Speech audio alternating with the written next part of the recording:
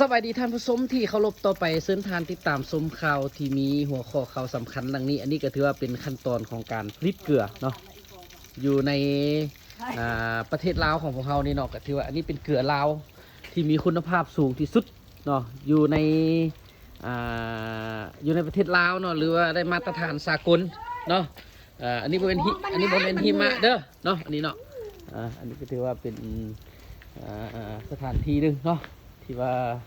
โอ้ขั้นตอนเนาะการผลิตเกลือถ้าผู้ใดยังบ่เคยเห็นก็มาเบิ่งเนาะ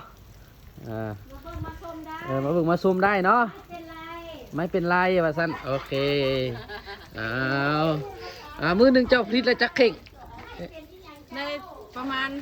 18-19 เข่งหาซาวแหละต่อคนหนึงบ่แม่นโอ้เก่งได้นี่เนาะอันนี้ก็ถือว่ากำลังเป็นอะไรกำลังกายดีบ่กล้ามแขนได้ดีบ่กล้ามแขนใหญ่ กล้ามแขนใหญ่เป็นบ่โอ้ขากหลายเนาะโอเคขอบใจหลายๆขอบใจน้ำท่านหลายๆเนาะ